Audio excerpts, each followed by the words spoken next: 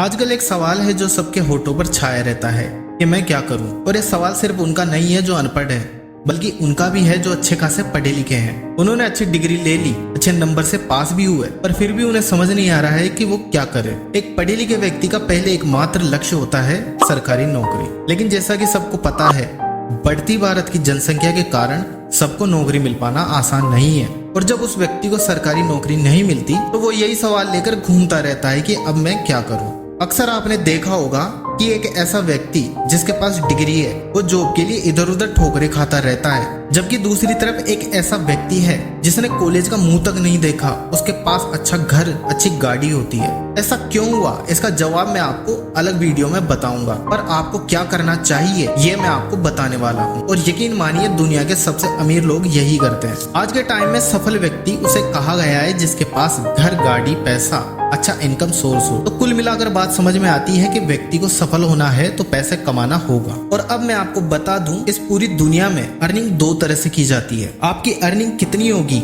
ये आपके चुने हुए ऑप्शन पर निर्भर करता है। अब बात करते हैं इन तरीकों की। किसी भी व्यक्ति का अर्निंग करने का पहला तरीका होता है एक्टिव इनकम। दुनिया के 99% लोग यही ऑप्शन चुनते हैं। इस तरीके में व्यक्ति को उतना ही पैसा मिलता है जितना वो काम करता है। जैसे कि कोई व्यक्ति किसी कंपनी में काम करता है तो जितने समय तक वो कंपनी में काम करेगा उतने समय की उसे सैलरी मिलेगी। कहने का मतलब सैलरी बेस्ड काम जो होता है वो सब एक्टिव इनकम में आते हैं। यहाँ तक कि सरकारी नौकरी भी एक्टिव इनकम कैटेगरी में आती है। अगर पेंशन मिलती है तो फिर ये सेकंड कैटेगरी में आएगा, जो मैं आगे बताने वाला हूँ। अब बात करते हैं एक्टिव इनकम में होने वाले फायदे और नुकसान के बारे में। इसमें यह फायदा है कि पैसा जल्दी मिलने लगता है, यानी काम करो और पैसा कुछ ही समय में मिलने लगता है। प्राइवेट जॉब में मेंटली प्रेशर मीडियम होता है, जबकि गवर्नमेंट जॉब में मेंटली प्रेशर बहुत लो होता है। इन कामों में पैसा लिमिटेड होता है और वो भी तब तक मिलता है जब तक आप काम करते हैं। इनमें न के बराबर इन्वेस्टमेंट होती है, यानी पैसा खर्च करने की जरूरत नहीं पड़ती। इस तरह की जॉब को आप अपनी मर्जी से किसी और को नहीं दे सकते।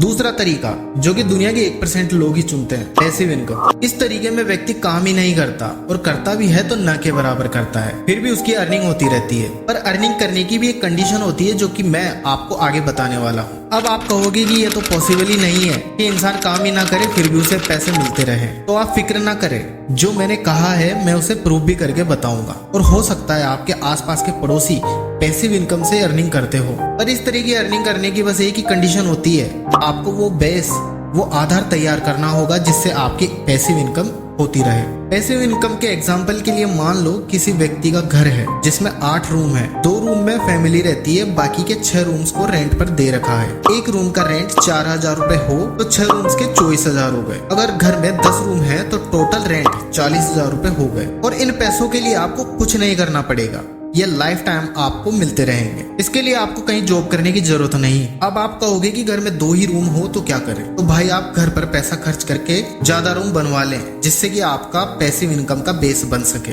अर्निंग करने के उद्देश्य से आप जिस काम में पैसा खर्च करते हैं इसे ही इन्वेस्टमेंट कहा जाता है। तो आपको पैसिव इनकम के लिए इन्वेस्टमेंट तो करना ही होगा। आप एक हॉस्टल भी बनवा सकते हैं, एक लाइब्रेरी बनवा सकते हैं जहां स्टूडेंट आकर पढ़ाई करते हैं। इस तरीके में इन्वेस्टमेंट करने की जरूरत पड़ती है। इसी वजह से लोग पैसिव इनकम को नहीं चुनते हैं, पर जो लोग चुनते हैं उन्हें काम करने की जरूरत नहीं पड़ती। मैं आपको 100 पैसिव इनकम के आइडियाज दे सकता हूँ। जैसा कि आप एक कोचिंग स्टार्ट कर सकते हैं, जिसके लिए आप सैलरी के तौर पर 2-3 अच्छे टीचर को हायर करें और अपनी कोचिंग के लिए एक अच्छी जगह देखकर टेबल कुर्सी सेटअप करके अपनी कोचिंग का प्रचार प्रसार करें, ताकि स्टूडेंट आपकी कोचिंग ज्वाइन कर सके। और यकीन मानिए 50 स्टूडेंट तो बस एक बैच में ही हो जाते हैं, तो आप 2-3 बैच स्टार्ट कर सकते हैं। अब आपको टीचर्स की सैलरी, रेंट, इलेक्ट्रिसिटी बिल, सबका खर्चा और खुद का प्रॉफिट कैलकुलेट करके मैनेज करते रहना होगा, ताकि आपको सिर्फ प्रॉफिट हो, नुकसान ना हो। टीचर्स अपना काम करते रहेंगे और बच्चे अपनी पढ़ाई। इस काम में रिस्क सिर्फ इतना है कि आपको स्टूडेंट्स की संख्या बढ़ाती रहनी होगी ताकि प्रॉफिट भी बढ़ सके। कुछ लोग तो कोचिंग में इतना पैसा कमा लेते हैं कि वो हर सिटी में अपनी कोचिंग ओपन कर लेते हैं। मेरे पास पैसिव इनकम पर 100 से ज्यादा आइडियाज हैं, जिसमें रिस्क उस काम के अकॉर्डिंग कम और ज्यादा रहता है। अगर आप सभी आइडिया सुनना चाहते हैं तो मुझे कमेंट सेक्शन में बताएं। 100 कमेंट्स होने पर मैं इस टॉपिक पर वीडियो बना दूंगा। कुछ बिजनेस 0 रुपए से भी स्टार्ट होते हैं, वो भी मैं आपको बता दूंगा, जिसमें 1% भी रिस्क नहीं होता है।